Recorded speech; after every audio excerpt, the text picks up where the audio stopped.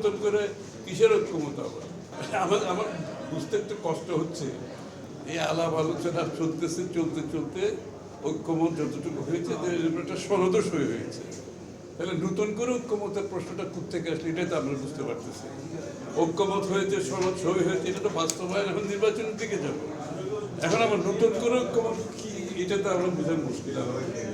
আর যে এখানে আমাদের ভিন্ন মত থাকবে এটাই স্বাভাবিক। এটা ধরে নিয়ে কিন্তু ঐক্যমতের প্রশ্নটা আসছে ওই জায়গা থেকে যে যতটুকু আমরা ঐক্যমত করা যায় ততটুকু করবো, চ্যাপ্টার ক্লোজ। এরপরে যেগুলো ঐক্যমত হবে না, প্রত্যেকটি দল তাদের আগামী নির্বাচনে তাদের ম্যানিফেস্টোর মাধ্যমে জনগণের কাছে নিয়ে যাবে, জনগণের ম্যান্ডেট নিয়ে তারা তাদেরটা বাস্তবায়ন করবে। এটাই তো গণতন্ত্র। এর বাইরে তো কোনো গণতান্ত্রিক কর্মকাণ্ড আছে আমাদের অন্তত জানেন।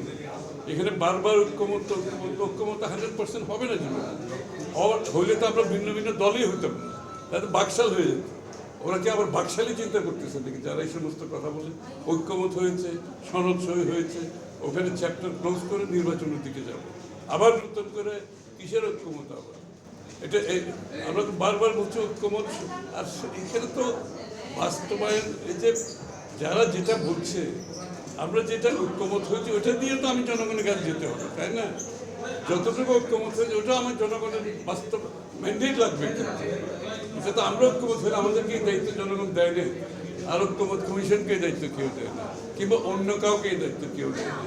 এই দায়িত্ব পালন করবে বাংলাদেশের জনগণ। এত এর বাইরে আর কিছু করার সুযোগ। তো আমরা 14 মাস ধরেই তো বসছি, আবার নতুন করে বসার তো হবে কিছু। আমার বুঝতে একটু কষ্ট হচ্ছে যে 14 মাস ধরে বসে আলোচনার মাধ্যমে ঐক্যমত হয়ে সনদ পর্যন্ত সই হয়ে গেল, আবার নতুন করে বসার কি আছে এটা তো বুঝতে পারতেছি।